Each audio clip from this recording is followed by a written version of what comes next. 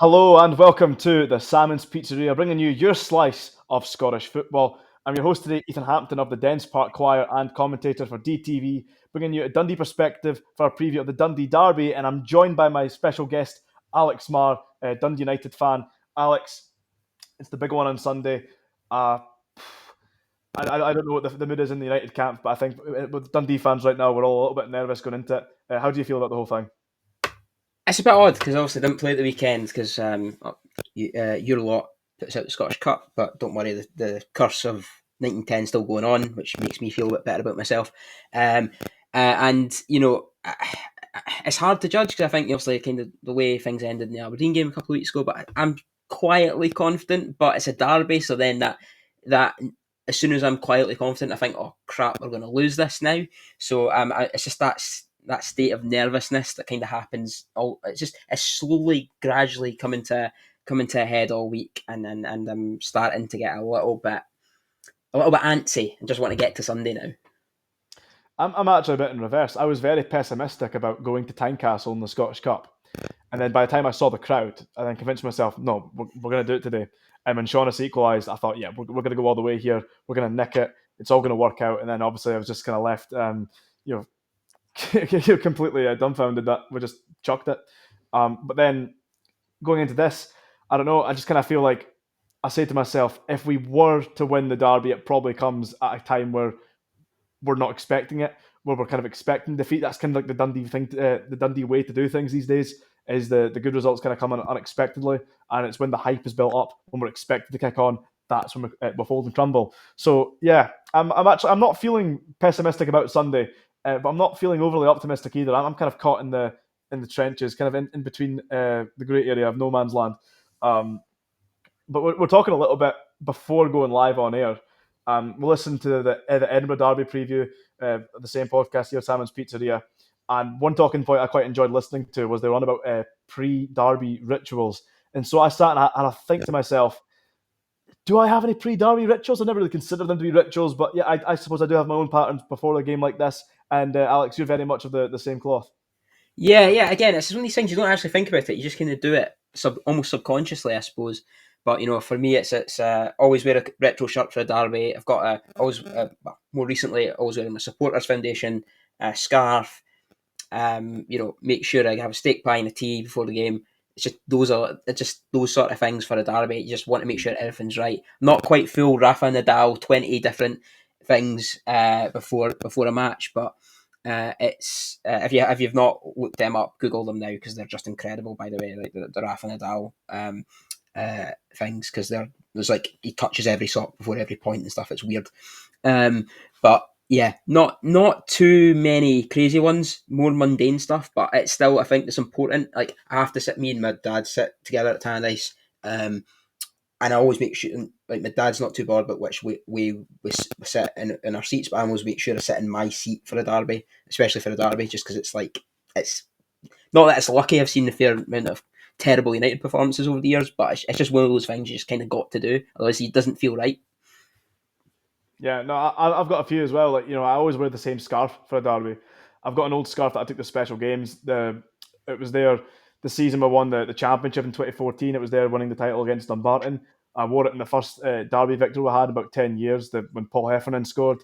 And I wore it at the Doon Derby in 2016 with Craig Whiting. So I kind of associate that scarf with kind of being there for like all the big games, the big occasions. So I still take it to the derbies. And I took it to the game where we won the league against Queen's Park too, followed by another one. I normally bring a flag to the derby, and I was caught on TV with the flag at one of them. I won't name which scoreline because it still haunts me to this day. It's the 2015 one, not the 2019 one for those listening. Yeah, it was the original before the sequel came out. And the conclusion I came to is the flag is cursed. But I don't want to get rid of it because I don't know where I'll find another one because it's still a really cool flag. I tempted fate. I brought that to the Queen's Park game too, and it worked out all right. Got great pictures with it. But yeah, I'm not bringing it to Tannadice on Sunday. I'm a fuck. Were you worried in that game when it was like 2-1 when you had the flag after the boys' score was the absolute screamer? Yeah, it was. So I think Fox had the screamer to equalise, and then Connor Shields put them 2-1 up. And I think as soon as I saw the ball ripple through the net, I actually looked at my inside pocket of the flag and I thought, no, fuck off, like, not again. This can't. When's it gonna end, Robbie? This can't keep going on. And I've also noted down always put a coupon on that never comes in, but I don't think that's particularly special to the derby either. Um, It's Cheltenham week, so I mean you're probably sorted on that already.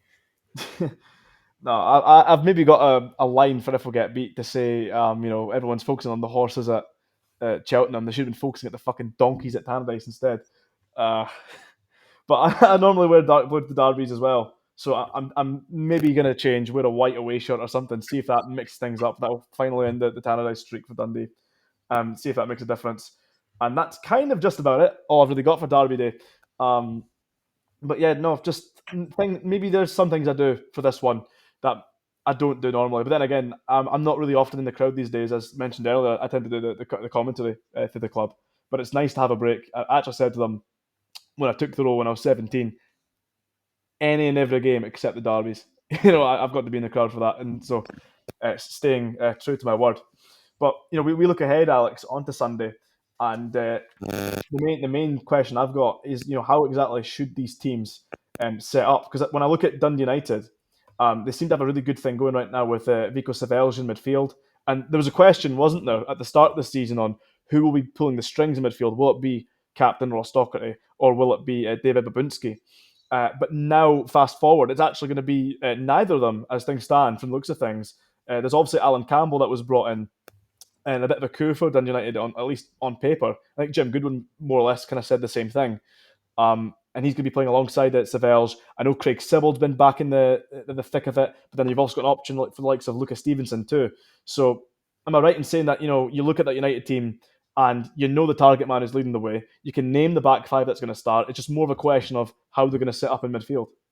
Yeah, I would say so. I think it's been quite an odd season because Savelj, I think, was kind of brought in to be a centre half, and it was quite quickly found out that he can't play centre half. I think the game away at Falkirk in League Cup, which was the first game of the season, he kind of couldn't deal with Falkirk's attack, and a lot of people are kind of wondering who's this guy we've signed, but he's obviously probably been our best player this season, arguably our best player. It's quite between him and probably Dalby and maybe Walton, but and Ferry as well. But he's moved around quite a lot, and he's quite. It does feel like sometimes a bit of a tombola in the middle of the park, with the greatest respect. And then that's not meant not meant derogatory towards him or towards any of the sort of midfielders. And the fact that they've been able to find a system where someone like Savelj can play, as a sitting midfield player, but suddenly finds himself, as basically a winger or a second striker at times.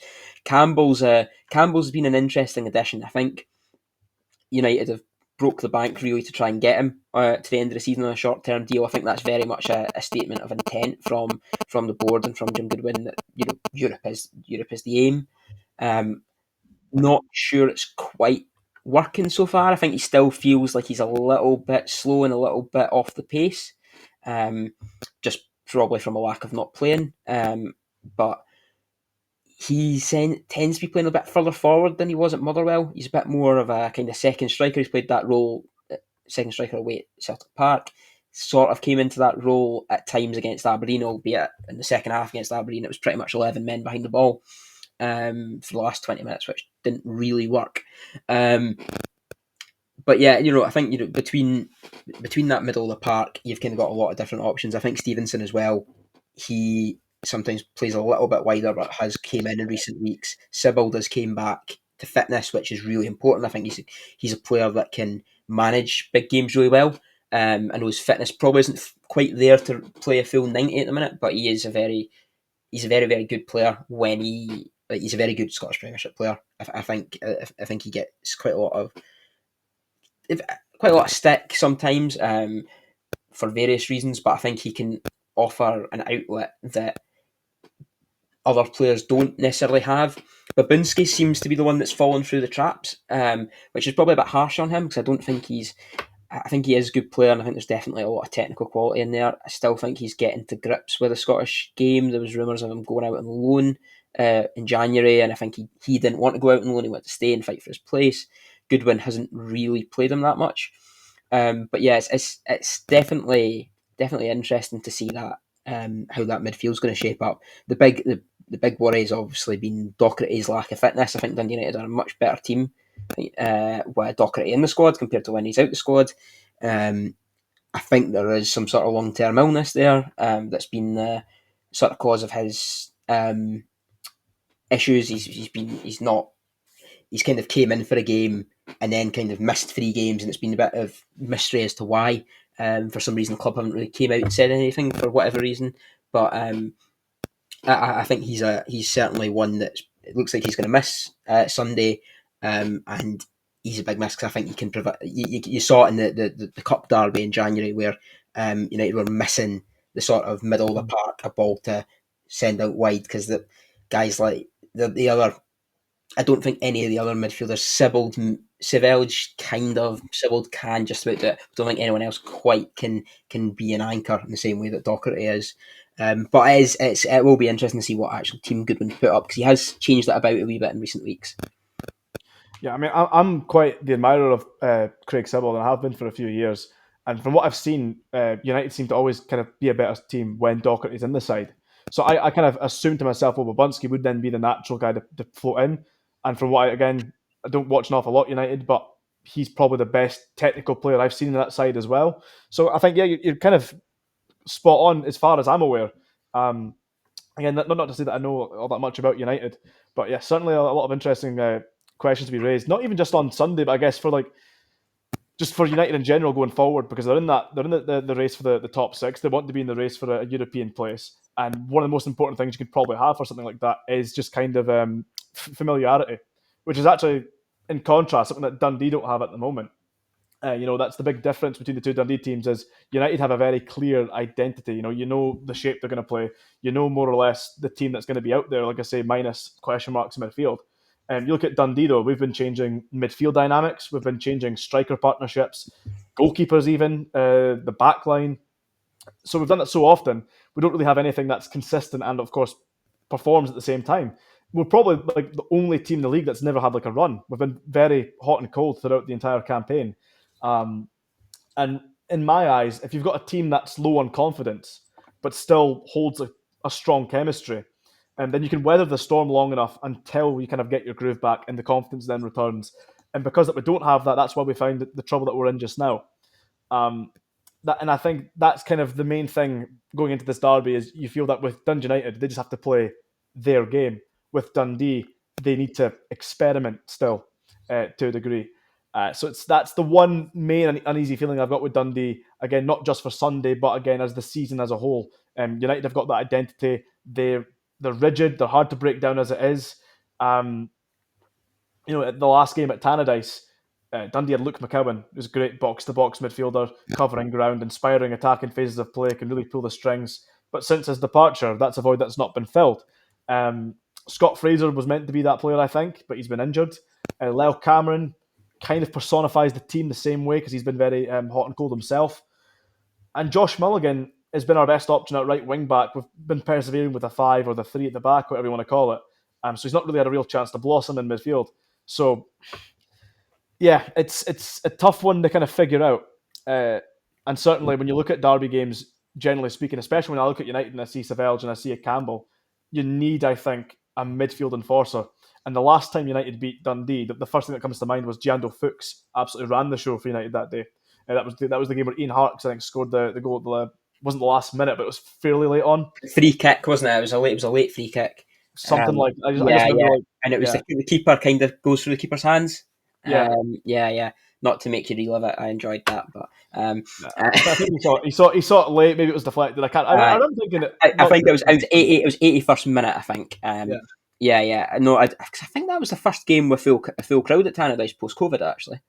Because we'd played Rangers a couple of weeks earlier, but it was only half full. And we beat Rangers and then we beat Dundee. Like it was, yeah. I think it was Court's ball.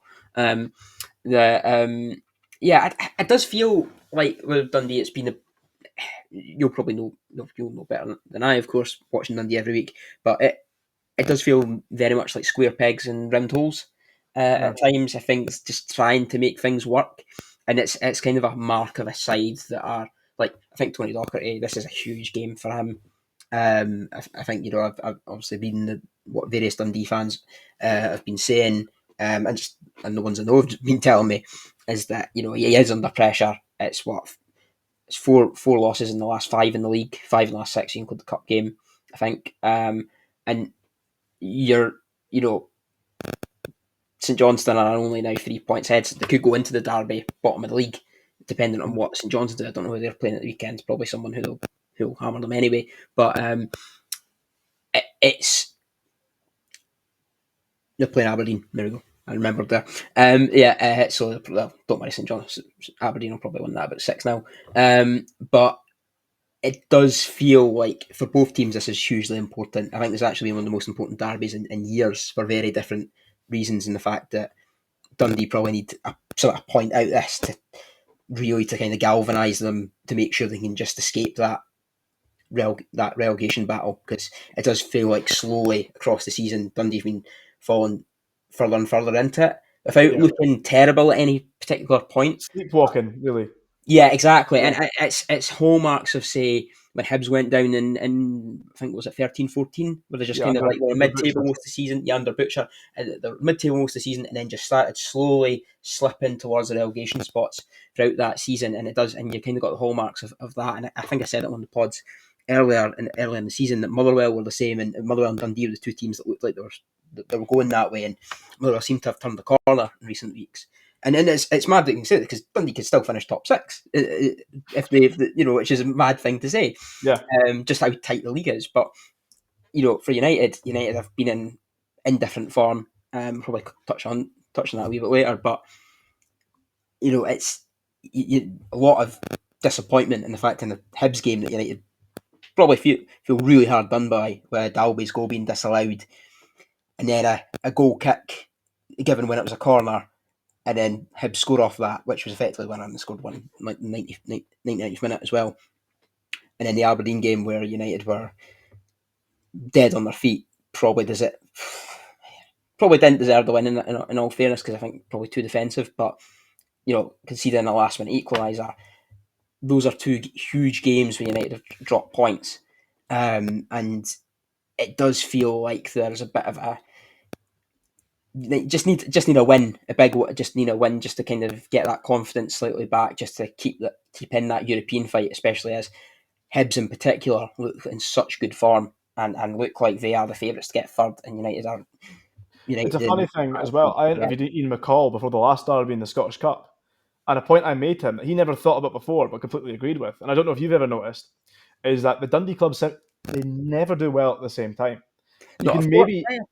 yeah, No, it's always that. It feels like there's always one doing better than the other. And I think in my lifetime, mostly United have been yeah, in the top tier, bar like essentially. 4 years.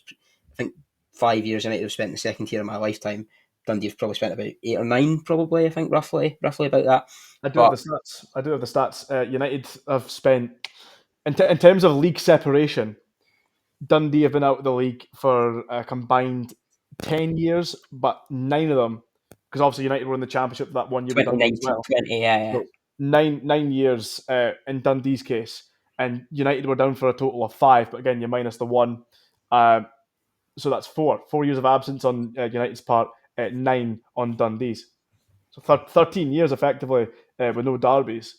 It's weird because, like, in my lifetime, Derby's been a relatively rare occurrence, just by Yeah, nature of, like, it feels like they come like buses. You get so many at a time, because it seems to be every time United and Dundee are in the same league, they seem to draw each other in the cup.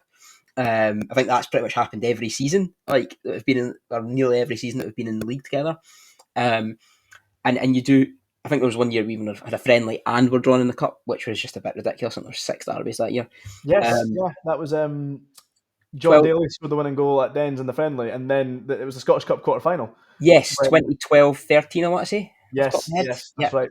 yeah, it was. Yeah, that was. I think that, to be fair, that season Dundee didn't know which league they were going to be in. So I think when the friendly was announced, because it was Rangers. We had less than 2 weeks to prepare for the top flight. Yeah, Yeah, that was. I think that was that season in particular was really, really harsh on Dundee, because they basically made a first division squad. Had yeah, to play the season with a first division squad, and were not cut out for that. I mean, even thinking about it nowadays, how hard that would be nowadays to do yeah, that. That'd be impossible. You see that there's a clear gulf between the two divisions. exactly. It was a young team as well. Barry Smith was very he was certain he was going to build a young team in the Championship, win the league, and that experience would kind of mold it together to be more SPL ready, and obviously a couple of SPL proven signings. Reality was, as you say, chucked in the deep end, and there's a couple of panic signings that just didn't work out, like Davide Grassi, Colin Nish, Oh, Mark Nish, what a Stewart. player! That's a Clydesdale man if there ever was one. Um, Yeah, not for us, not yeah, for yeah, the no, not for you, persuasion. for Hibs and for Kelly, yeah, but no, Yeah, no, not for you.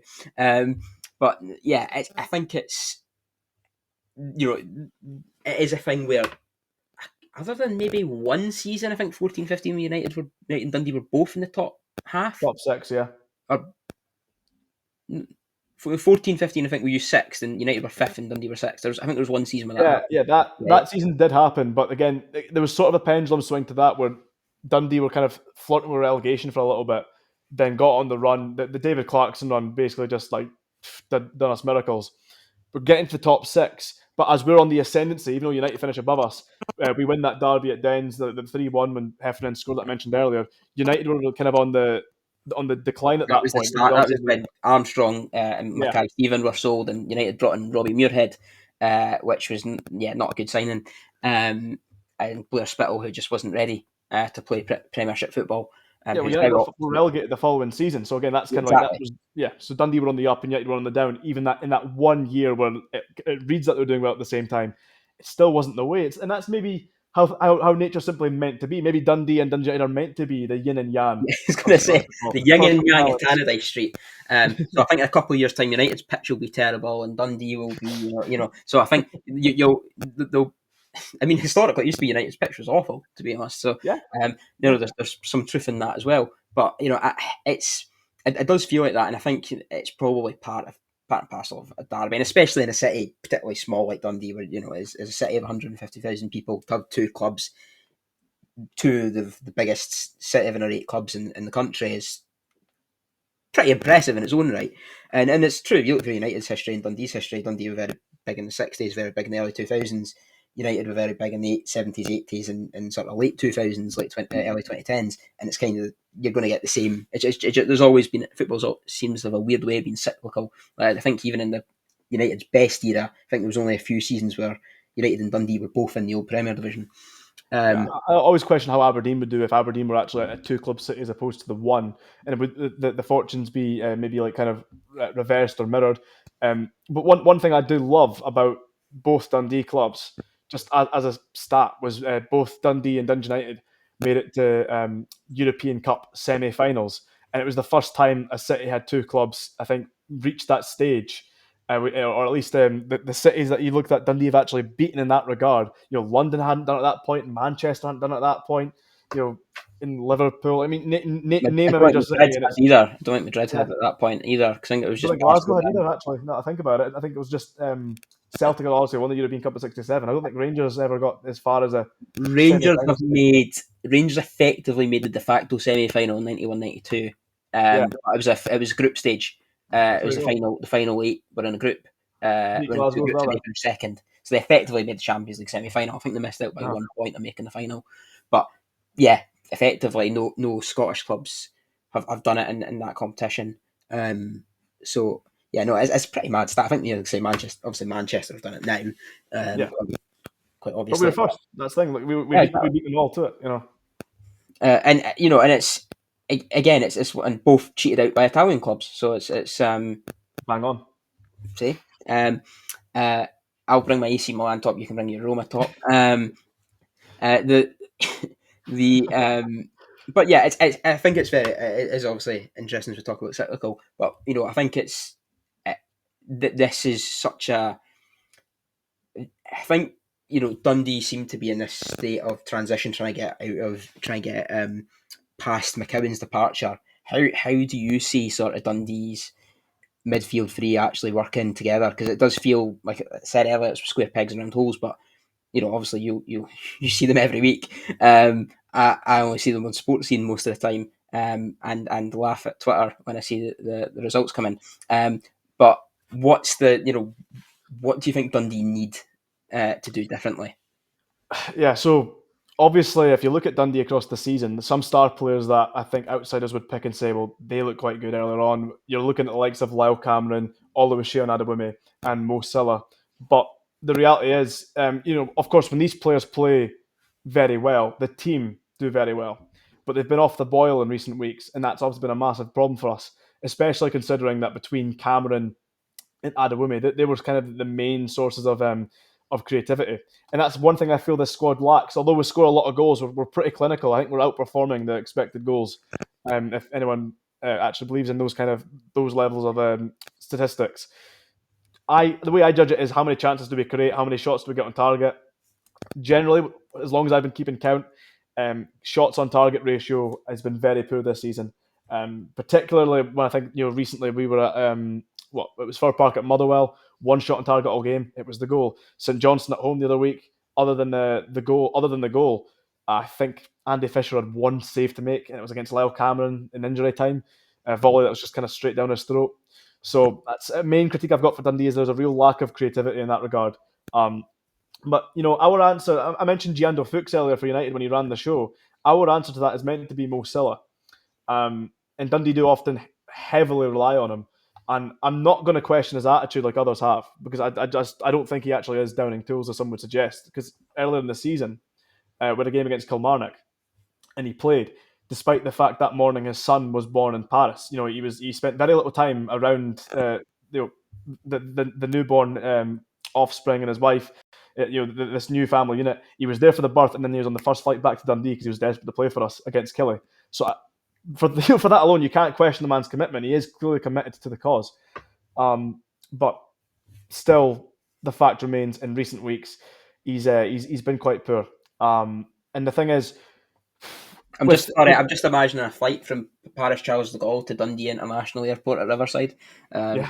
You put that in my mind, just a big Boeing 737 landing at Riverside now. I'm thinking of the sweet spinny propeller up front, like just how we Cessna, yeah, airdropped over Dens, big, get the floodlights on.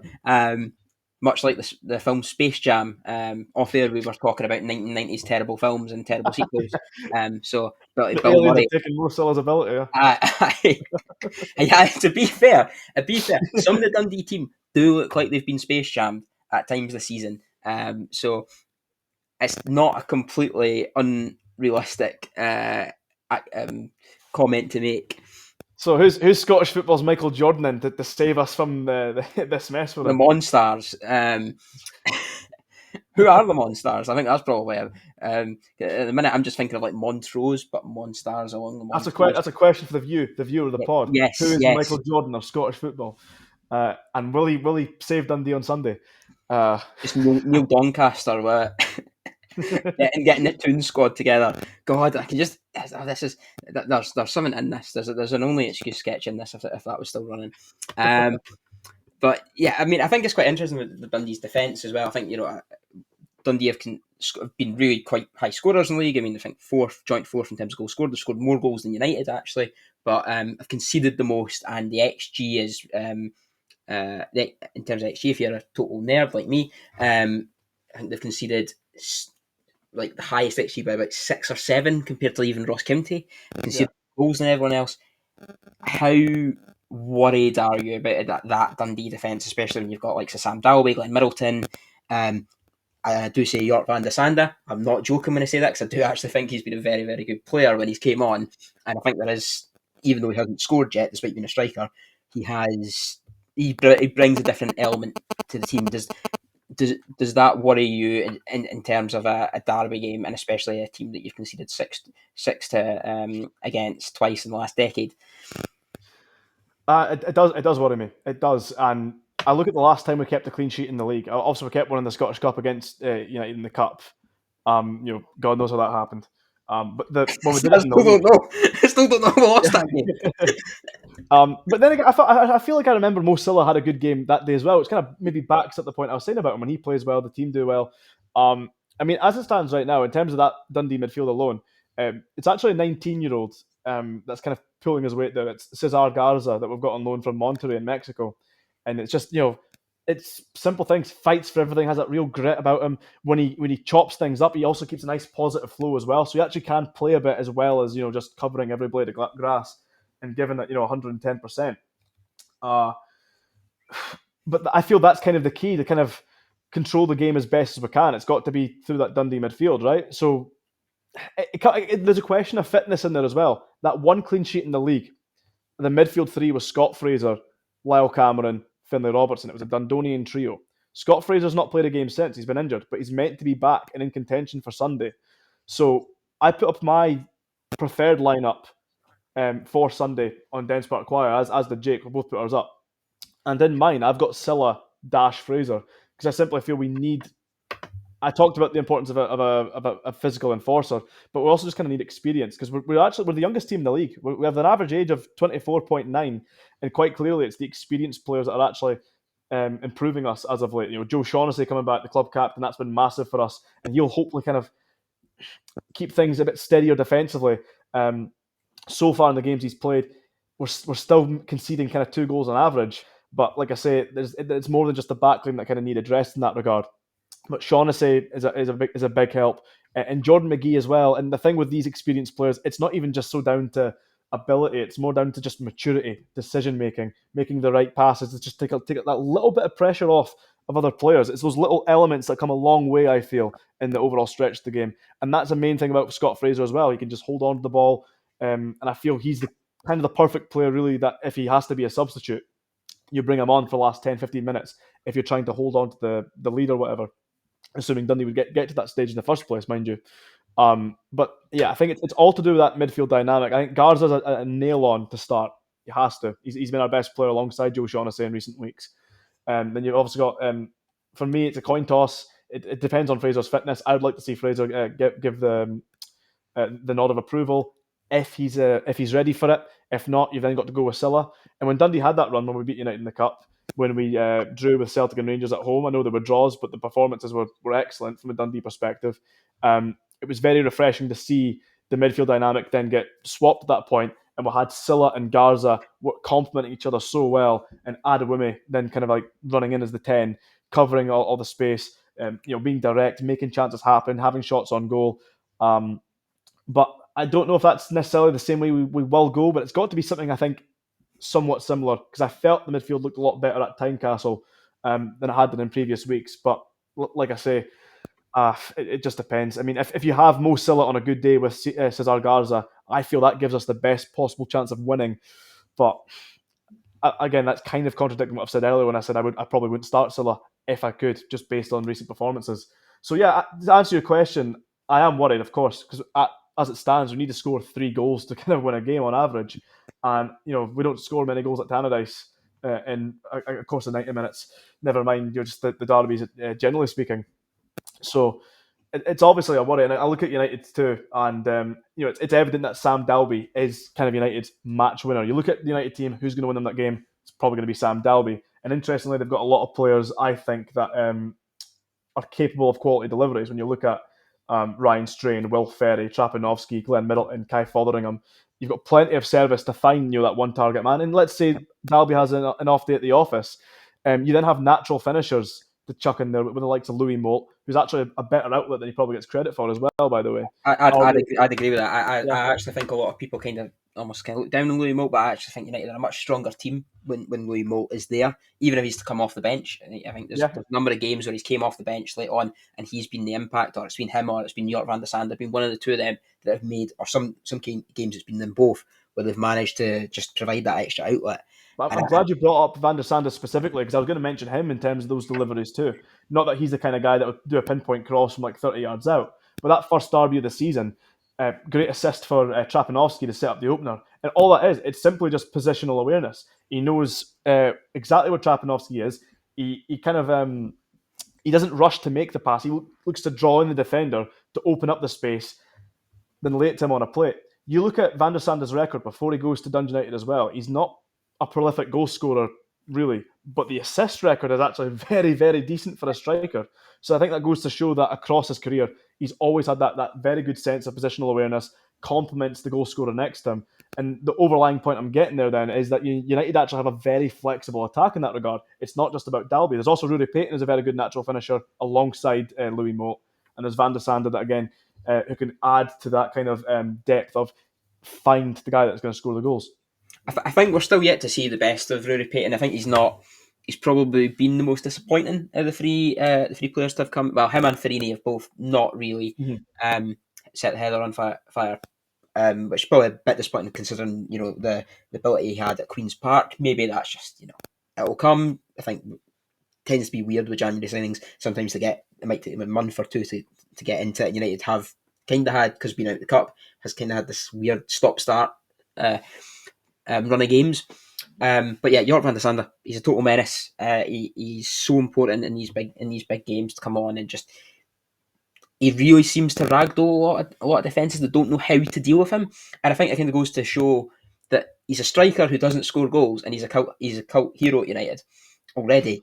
Like I was thinking about this the other week, and I'm like, United fans were singing his name like pretty much the whole 90 minutes, Aberdeen, and I'm just thinking this is absolutely insane. He's this guy, he can't score, can't score a goal. Yeah, and I totally I totally get it, but I think even if I was to provide a little bit of uh, hope for you in terms of where United are probably more frail is the loss of Kevin Holt, Mhm. which probably not been handled in the best way. I think everyone will admit that. Is left United very thin at the back. I think Ross Graham's came into his own. I actually think he's been fantastic this season since he's really started got the proper run of games, which I'm really happy for him. Because he is a United fan. He's from Blairgowrie. He's he's a huge. He's a player that his family goes to all the games. He had like a lot of He went on loan to Dunfermline a few years ago, and Dunfermline fans called him the worst defender they've ever had. Yeah. He came back to United, and I think he was part of that team that finished fourth. He didn't actually play too much in the relegation season. I think it was usually Mulgrew and Edwards that were playing, which was most of the issue. Um, and then this season he's struggled to get into the team again. But when he has played, he's been very good. He offers a long throw, which has caused a lot of dangers. He scored a fantastic goal against the Hibs actually, and I think I kind of semi-jokingly said in Twitter, but I don't. It was fairly serious actually. Was that he would be one that would probably be in the running for a Scotland call up. I think maybe in June, so the June international is probably more likely, especially if he keeps this run of form. But he is someone who already looks like he could be a future club captain at United. I don't think he's one that Mhm. is going to be moving on for big money, but I think he's someone who is a very very good player. But away to Aberdeen, it was him, Gallagher, and then Brian Strain was playing the right centre back role, and that's not really Strain's best position. He's more right back, and I think part of that is because Manny Adebayoga, who I do quite like, he's very raw, and I think we saw in the derby, the cup derby. I think Dundee really ragdolled him, and he made a couple of mistakes early on in that game. And he didn't really know how to recover and how to deal with that. So that's probably where the worry would be from United is Arabiega if he plays, which I think he can play and he can do it well, but he does sometimes let the probably because he is a young player, he is on loan. If he didn't have this in the game, he'd be playing probably at a higher level. Is that he just seems to be prone to a little bit of mistake, and when his confidence is down, he makes more mistakes. He's that sort of player, which is not exactly the attribute you want in a centre half. But I certainly think he has cut it out and he's really improved this season. But he's one that Goodwin I still don't think fully trusts, and that's probably where the likes of Cameron, likes of Murray will thrive. I think we saw that in the Cup derby, sort of a little bit in the League derby, not as much because Kevin Holt was there. And I do think United don't like Goodwin sometimes leaves players on. His substitutions are a bit weird at times, and sometimes you're thinking, right, team's playing a high line. Why isn't Glenn Middleton on? I think we saw that against Hibs, and it was just kind of like, right, they're playing it. Everyone's on the halfway line. Middleton would get in behind and cause havoc, and he doesn't come, and he comes on really late or whatever it is. So I think those are the issues where I think United might falter in this derby. And I think someone like Simon Murray, he's a very very good player. Yeah. He's an ex-United player. He's a Dundee fan. He absolutely loves to get it up United fans, and that's part of the reason why he's such a popular player at Dundee. And it's also because he is a very very good Scottish Premiership standard player. And he's I think there's very few teams in the league who wouldn't take him, United included. I think in that and it show in these sort of games his sort of mad style of his tenacity can cause such big issues for any defence. It caused issues for Rangers and Celtic. It will be the same for United. Yeah, I mean, Dundee have scored 4 goals against United this season across the 3 derbies. Simon Murray's had a hand in each and every single one of them. He obviously scored the header in the last one in the Cup, scored the penalty in the New Year's derby, and the 2 Tannadice. It's his shot that Walton parries for Sepp Hammer Holden to then convert on the rebound, and it's him that wins the penalty for Luke McCowan to score the second as well. So it goes without saying. I mean, players don't need motivation for a derby game, and I think when you've got someone like him in your dressing room as well, he'll make sure that they fucking know that too. And it's great. I hear a lot of things about what Simon's like in the dressing room, in the training ground. And although Joe Shaughnessy is the club captain and Trevor Carson's the vice captain, I've seen Murray with the armband quite a lot, and I'm told he basically just he acts like he is a captain. Um, and as a point I'm getting to as well, that Dundee benefit from these more experienced players in what is a very young and naturally, I think, as a result, naive squad overall. But it's funny that I say that because then I look at, all right, well, who's the answer then? It's there's still the kind of young and fresh emergence of a Cesar Garza I was praising earlier. There's another player that's of a similar mold in the attacking department. So you look at Dundee's main source of creativity right now. It kind of looks like it's fortuitous long balls half the time, and it's eye-bleeding to watch. But when they're on the day, you've got Adam Wimey, as mentioned earlier, Scott Tiffany, Josh Mulligan, that are all very direct players. They want to just send whip crosses into the box all day, or run at players, travel into space. Um, they create their threats, but lately that well's been quite dry. So it might be that the fresh emergence of Charlie Riley may have to step up, and he's got the point to prove. He's got a contract to earn at Dundee too, because he's got a contract in the summer. And I've got it here that he had the best output of any other player in the SPFL at the point when Dundee signed him, with 55 goal contributions, 31 goals, 24 assists in 79 games for Albion Rovers. And his first league game this season, when he got the shout, he got trusted, he got subbed on against Motherwell with about 20 minutes to go. He set up Simon Murray to score. He came on against St Johnstone in the last league game and didn't have the same impact, but notably, first few impacts on the ball, nice touches, forward-thinking passes, a couple of passes you think no one else in that team would even have like the goal to try. So he's one that's now maybe beginning to come onto a game a little bit for Dundee as well, and maybe just at the perfect time. If he can just grab a few more assists, grab a couple of goals, get that new contract. That's what he's going to be set up to do, and this is the perfect platform to do it. I mean, any Dundee player that scores in the derby, I think it's the same for United. You score in the derby, then you're pretty much a cult hero, especially if it's like a winning goal. Yeah.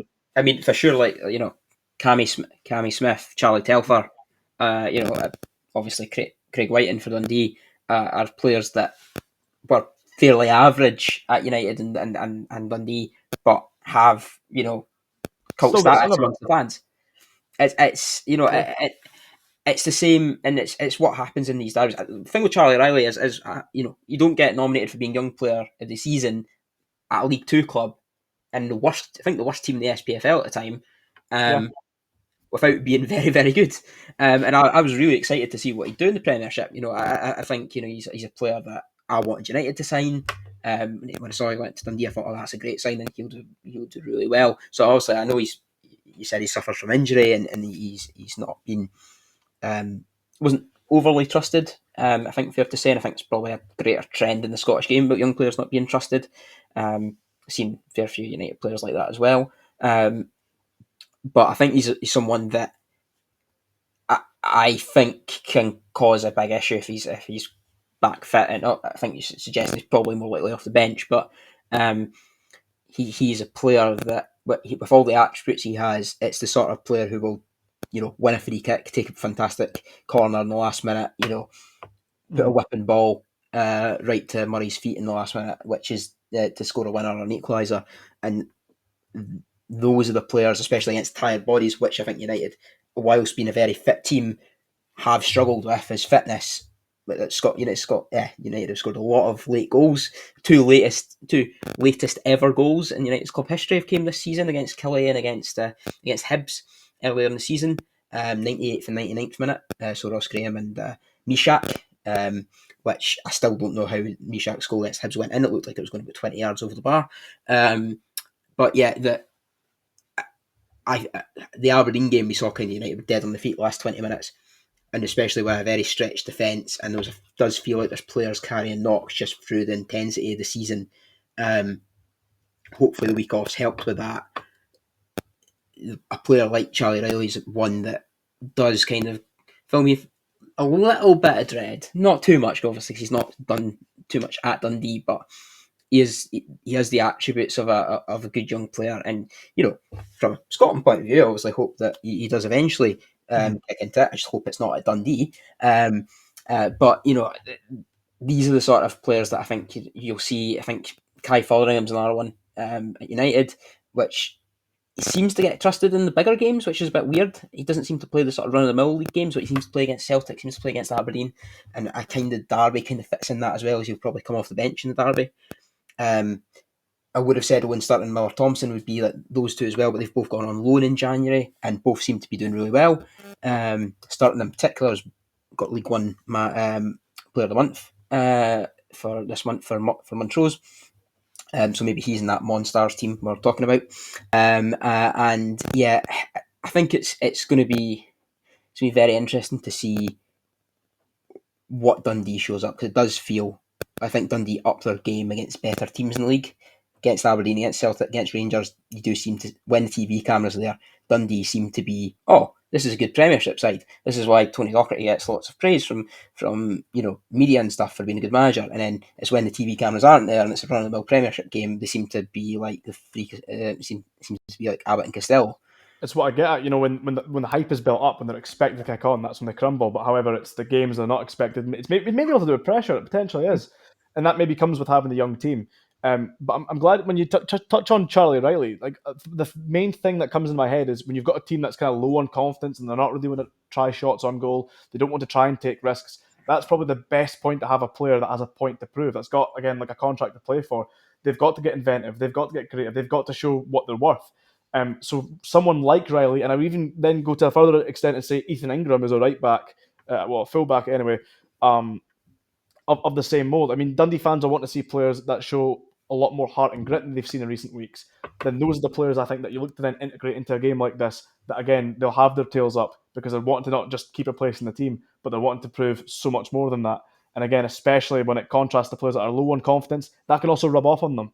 I often say it's very important that you've got at least one player that tries a couple of shots outside the box, because I genuinely believe that rubs off on the rest of the team. As simple as, look what having a pop got us. It was deflected, it's up for a corner, now we're on the front foot. Sometimes that's all it takes. And I'm glad you touched on late goals as well, Alex, because I do have the stats here as well. Great reading for Dundee United. Absolutely fucking dreadful for Dundee, right? So, Dundee under Tony Docherty have a tendency to capitulate late on in the game. 3 games this season, Dundee have conceded a winning goal between the 88th minute and injury time. Remember that hallmark, 88th to injury time. In all games, Dundee initially had the lead and were played at home, funnily enough. Kilmarnock, St Johnstone and Dundee United. That was the derby on the 2nd of January. Last season, Dundee conceded 8 goals in the last 5 minutes of games. Of course, in the last derby, the Scottish Cup, United had 2 major chances at the death. Trevor Carson saved one on the back of it, hitting off the bar, and Glenn Middleton missed the other.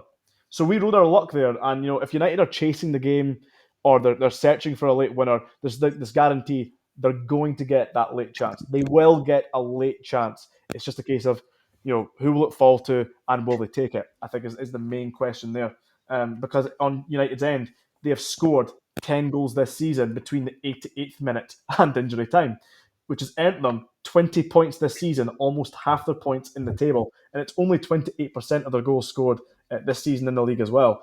So that's just, that's a phenomenal reading. You've got one team that has this reputation for folding and capitulating at the death, that can't keep that defensive discipline, that can't ride out the storm. Then there's United, who are the complete opposite, who arguably grow better into the game the longer it goes on. I think United as well, maybe I'm wrong, I don't know if the stats prove it, but I get the feeling from what I've seen, United are also quite a good team at set plays and set pieces and such as well. Long throw, recognizing the long throw seems to be, especially at Tannadice, which is quite a narrow, quite a relatively narrow pitch for Premiership standards. Seems to be more of a threat. It actually feels very like long throws have kind of came back. It feels like it's this is the get rid of that woke nonsense. We're bringing back long throws, very mid 2000s. But and it's been a weapon that United have used really well. I think Holt obviously scored against Aberdeen, long throw. The threat of the long throw probably gave Graham his goal. Against Hibs, everyone thought he was going to take a long throw against Hibs. He didn't. He takes a short one, comes back to him, takes a shot, gets the goal. There's been a couple of others as well where it's caused a lot of havoc in boxes and just been a bit of a mess for the defences to deal with, especially defences that are a bit shaky. So I think that's where Dundee will probably struggle, because I think Dundee's defence is fair to say is pretty shaky. But I do think that it's a mark of good teams, though, isn't it? We do hear it quite a lot. It's a bit of a cliche. That's a mark of good teams that get goals late on, and I think United's group of players is a particularly average group of players by Premiership standards, but their outputs bigger than the sum of their parts, and I think that's down to Goodwin's management. I think he was still, he was a manager. United fans weren't convinced by him until really October this year. I think there was a lot of people still calling for his head, which is absolutely mental when you think about it. But I think there's reasons that this team are in the European fight, and I think it's because there is that never say die attitude. I mean, United were 3-1 down late on against Killie, came back to 3-all. United were 2-1 down at home to Hibs early in the season, 1-3-2, or 1-0 down away to Hibs at Easter Road. Maybe it's just a Hibs issue, but then went on to get an equaliser, and then could have actually got a winner in that game, and then also could have lost it as well. That game was a bit mental at Easter Road, and it's the same. You obviously saw it in the Aberdeen game, saw it in the Aberdeen game in December, saw it in the Dundee derby. Both derbies actually, I think, to be both, but all three derbies. I think United have had chances late on, although Dundee did have a golden chance very late on in the first opening derby, which the game I missed. Yeah. To be fair, United should have had a penalty in that game as well. So I mean, it was like that was a bit mental. The Tannadice derby. I was actually away. I missed that game, and I turned my phone off and I got home. I was working and I got home at about one in the morning, and I watched the full game. I had to go to work for following day, and I watched the full game and managed to completely miss the result. It was about 12 hours between the actual game taking place and me watching the match. So I somehow in 2025, and my job's in social media as well, so I somehow managed to avoid the entire scores, blocked everything football related off my phone, and somehow kept away from it, which is a minor miracle. And I never want to repeat that process again. It was so even turning on the radio, I was like, oh, I'm not going to do that because they'll tell me what the score is. It was so stressful that day. But no, but I digress. But I think we are now looking at this derby as from a United point of view, are we actually seriously in the fight for a European spot? Because I think there's been the contention, I think, from various pundits and from whoever, from journalists as well. United have kind of been in a false position all season. It's been because other teams have fallen over that United have found themselves in the third, fourth, fifth all throughout the season, and I think that's slightly unfair. But it's such an important game. I think realistically, United have got 3 games to the split after this. So it's obviously Dundee at home, Hearts away, Ross County away, and St Johnstone at home. The next 3 of those are also all in Premier Sports because they seem to love us for some reason. But late goals, to be fair, box office. All of our games in Premier Sports, other than the Aberdeen game, have been pretty rubbish, to be fair. I think I do get where we are as a team, and it's like it feels like just that little percentage short of maybe Hibs or Aberdeen at their best, just by nature of Hibs and Aberdeen have spent a lot more money than United. This is not an expensively made team. This team was made to finish 8th, not a team to be finishing in Europe. That's a very good point, because I think when you look at Dundee, I think we've got a good team of individuals, but we're not particularly a good unit, not this season. Whereas United, I would agree that again, individually, you don't think there's much about that team, but as a unit, as a overall, it's a strong team. And it's similar. It reminds me of actually Stephen Robinson St Mirren side that way as well. Yeah. And yeah, you're right. That's probably the difference. You kind of maybe just need that little additional bit of quality. And again, it's harsh saying that because I feel again Dalby's been incredible for United, and he'll no doubt have a lot of chasers in the summer as a result. Because I'll be honest, I thought it was just going to be a purple patch. I thought this will be United's David Clarkson. He'll maybe score for 8 games and he'll disappear, and that'll be that. But no, he's kept up. He's been consistent. He's been very good. He's been very sharp. Then you look over at Aberdeen and Hibs and what they've been able to spend. Again, like I say, it's harsh on Dowie, but just kind of feels like you need maybe that a little bit more than just the striker. Because again, you look at Aberdeen, you look at Hibs. Hibs invested well in the boy Bowie up front. I think is now Hibs coming back spent into 700 fold. grand on Bowie. Yeah, Aberdeen spent 800 grand on the Palestinian striker. Junior And, Junior Hoylett, and Dwight Gale are also two top players that have played at the Hearts have top level. spent money on is it Musa Drama, Yeah, Kabanga. I mean, even Vargas. I think they spent like $500,000 on Vargas. And it's like these players are definitely not cheap to have arrived at these clubs. And to be fair, Hibs, Hearts, and Aberdeen, for different reasons, all have much bigger financial levers to pull than United. yeah, United's budget's probably this. This is a really cheaply made United squad. yeah. I think people think United will have a A six lot of billion it's still budget the in the league. championship winning team, isn't it? Really, when you think of It's, that. it was a team built to be like when United went down. United tried to compete with Aberdeen, Hibs, and Hearts in terms of Mhm. finance, and it was a disaster trying to buy. Like Middleton's really the only survivor from that squad of the actual players brought in. Yeah, Guys were on $7,000 a week, which is ridiculous money for United to be spending. Tony Watt, I suppose, is still technically in contract. United are still paying a bit of his wages, but beyond Tony Watt and maybe Middleton, even then, I don't think Middleton's on particularly big money. Other than when Campbell came in, it was this squad was built to be a kind of one for maybe try and just stay in the league, make sure we just Mhm. stay in the league for stability, and it's just happened to be that they've outperformed well beyond their means to the point that now United almost been victims of own success when the support, and it's kind of like if United finish sixth, people are going to think that's a really terrible season, or seventh is going to be and it's Yeah. a disastrous season. When in actual fact, most United fans would have bit your hand off for that. And in the summer, I mean, I remember for the first derby, it was a lot of Dundee fans were saying they're going for top six in Europe. United will go straight back down when they saw the teams, and obviously it's turned out to be the other way, kind of coming back to our cyclical point. But it's I think a lot of the credit for the way United plays has to go to Jim Goodwin. The recruitment has been absolutely fantastic. I think the January signings maybe apart, but you're really looking at the only two signings that haven't really worked out have been Odada and who's gone to Philadelphia Union, and Mishak, who's now gone to Livingston.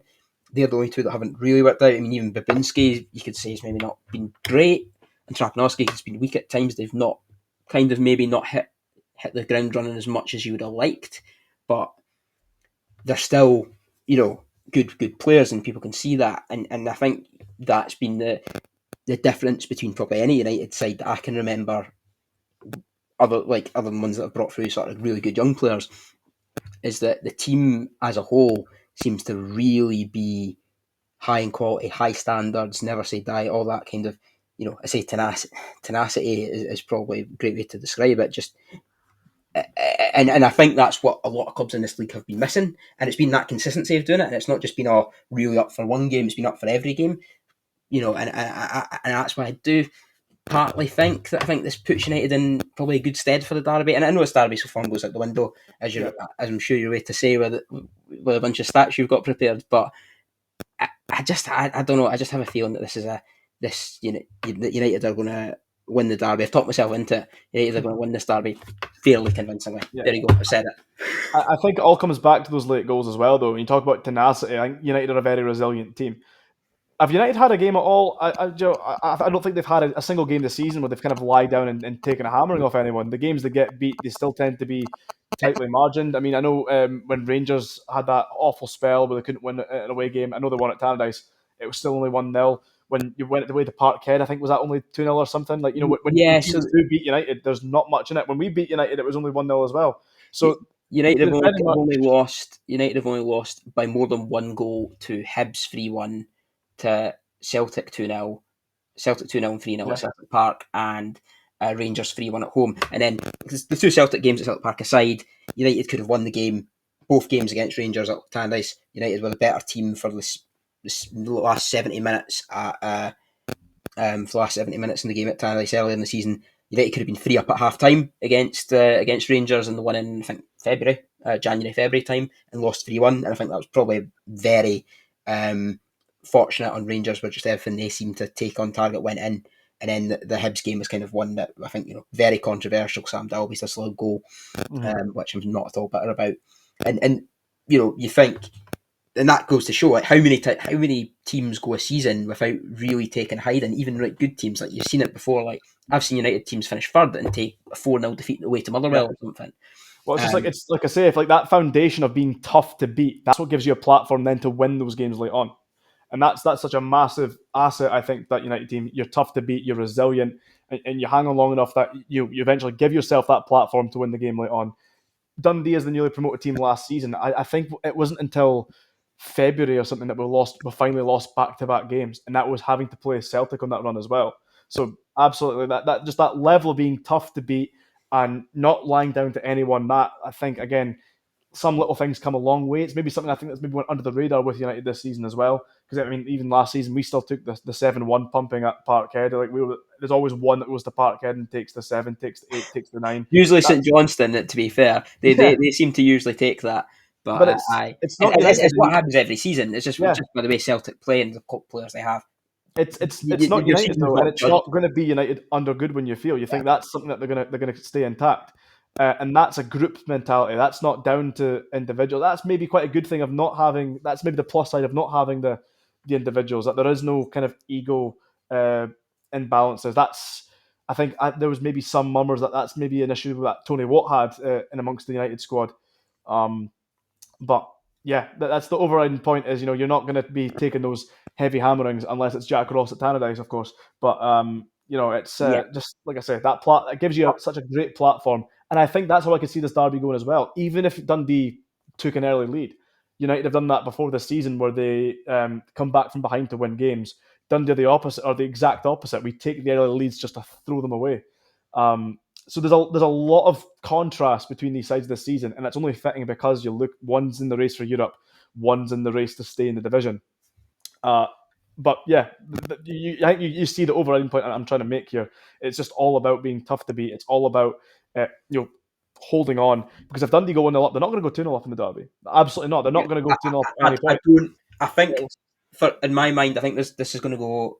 Well, it could be a draw as well, but I mean, realistically, it's either going to be if Dundee win the derby, they're going to win it by 1-0 or maybe 2-1. Mhm. If United win the derby, they could win it by any number. Really, I think it could be late goals. It could be whatever. But like, I think there's a propensity United could even win quite heavily just by nature of like if United get a couple of early goals. I reckon just by the crowd and United having a bigger crowd than normal for the derby. Well, to be fair, it is not as big a crowd than normal, but just a bigger crowd than a normal game. And your TV cameras and all that. I think United could go for the jugular for 2-0 up after, say, 10 minutes. Not that United have done that this season in any game. But I think there's... Because the players, I think, do feel, in my mind, that there's a... From what I've seen in interviews and stuff, they do feel bitterly disappointed that, both the way the Hibs and Aberdeen games went. And Motherwell game, United played pretty averagely and Motherwell offered absolutely nothing. I think it was just a terrible game of football, one of the games that will get football cancelled. But, this is a game where I think United know that, it's how big it is, given that we are now, 9 games away from the end of the season.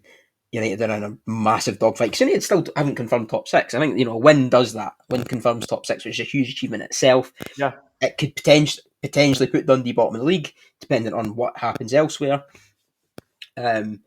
So it's such a huge incentive for United, and obviously, I think Dundee fans going about the Dundee derby.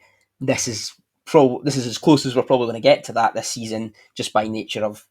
yeah, that's the Um, silver lining. If we get beat, you can't relegate us. So you only got me bringing a Roma shirt as well. I was like, oh, that's orange, but maybe not orange enough. but So I mean, put it this way: there's 6 Premiership games on this weekend, and I think it's quite clear this is the most important one of all of them. None of that crap down the M80, because this is a game that I think just matters so much. It's a derby anyway, and derbies are huge, but I think just by the nature of how both seasons are going and both teams being in indifferent form, it feels like this is where the season's going to be defined for both clubs in this one game, which is quite odd, really, at this point in the season. Usually it would be a bit later, usually it would be a post-split, or a team might get relegated, or a team might get in Europe. This actually feels like, right, okay, whoever wins this game if United win this game, Europe's probably going to be on. If Dundee win this game, they're probably going to survive. Yeah. You just kind of feel that this is such a sliding doors moment. If it's a draw, which is probably what's going to happen now, I've said all that, then it's just everyone goes into a holding pattern again. It's more than just a result. Of course, derbies are more than just ordinary games. There's such a massive morale lift as well. Like from the Dundee perspective, this view is this could very well be the perfect game to get us out of this rut. Because again, as you say, as I've said, form goes out the window. And not that the form means all that much anyway, because both Dundee clubs, interestingly, have won 3 games in 2025, which is absolutely like mad to say it out loud. But of course, there's a main difference that where United are getting points in drawing games. Dundee are just plainly getting outright beat. Um, so it's crazy, but that's the kind of way I see it as well.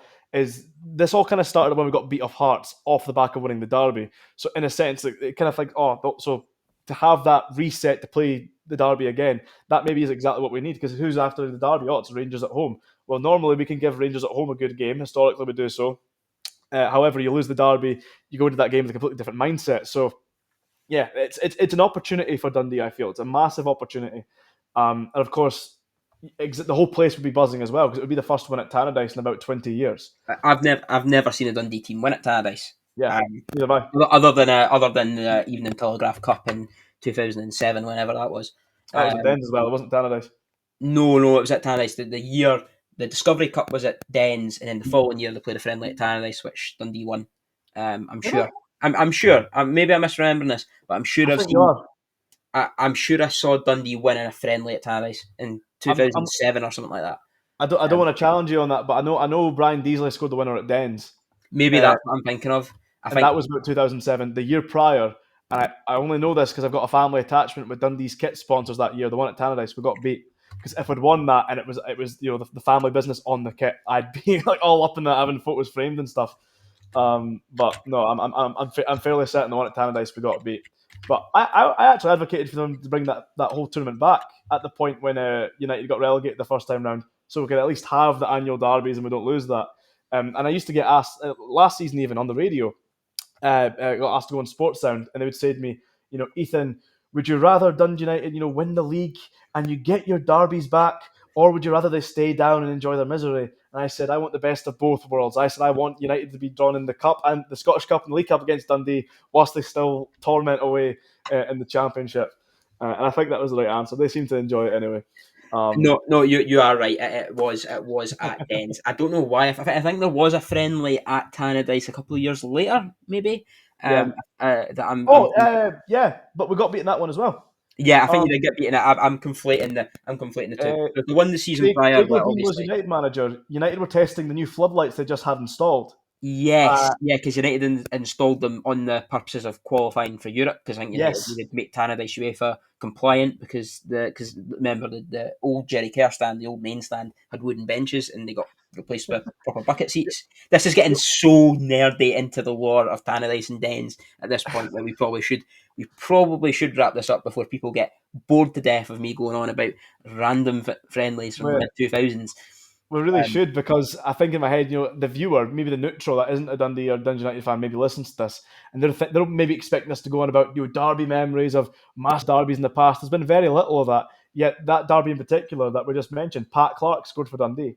Pat Clark did not score many goals for Dundee at all, but he scored a cracking equaliser in that game. And he was a player that when we signed him, he was the top goal scorer at Clyde in the bottom tier. And I think Jockey Scott went out his way to say, yeah, he's a future SPL star. Like we've got him. He's on the up. He's going to be brilliant. And everyone bought into it. This guy, and I think on Football Manager at the time, his finishing was like 19 out of 20. Absolutely outrageous. but And to for be whatever fair, reason, we he's had never Mark worked out. Kerr. Speaking of football manager, Yeah. championship manager legends.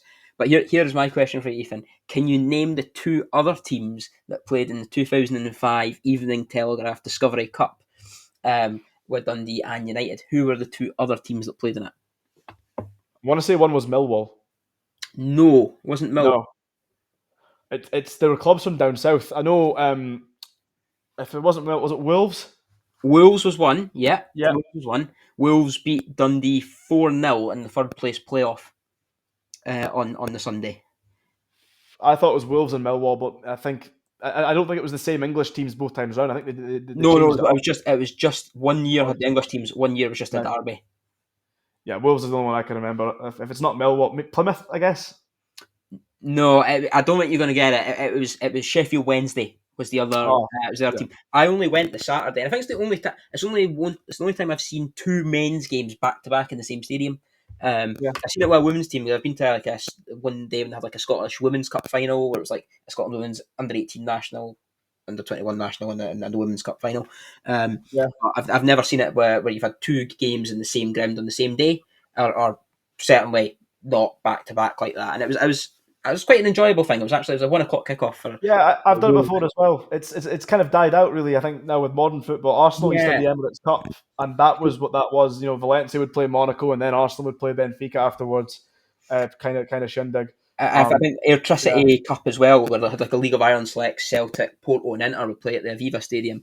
I mean, it's a shame because I quite like those tournaments. 'Cause it'd be a kind of 2 day tournament. You'd see quite a lot. mhm, See, you get a lot for your money. You'd probably pay the yeah. same as you'd pay for a normal league game, but you'd get two games, and it would be quite good. I think the League Cup's kind of killed that off as a format. Is a shame, but I think I'd like to see something like that return. 'Cause I think So it's certainly got some legs in that. I think the only appropriate way to then really wrap this up is that we have to go into predictions. And before I give mine, I'm going to give a shout out to George Cran, reporter for the Evening Telegraph, because he went out his way to do a project with AI. He wanted to see if the AI supercomputer could predict the game. And I think ChatGPT specifically said Simon Murray will grab a goal, Trapanovsky will score for United, and Sam Dalby will score the winner. So if that comes true, if that is the case, because it made good points, similar to what we've done in the podcast about Dundee having the history of throwing away leads and such. If that does happen, I suggest that we need to go build bunkers, bomb shelters, hide away before Skynet has the opportunity to launch its attack against humanity. Do you know what? I think it's going to come for me first because I've spent my entire workday saying AI is complete crap. Basically, because I get sent quite a lot of AI slop. And this is my public service announcement. Please stop sending me AI slop. I hate it. It's awful. It looks crap. I've seen one good sort of graphic of AI made by AI in about a year since AI sort of came big in the last year. Yes, that's my public service announcement to my colleagues at work.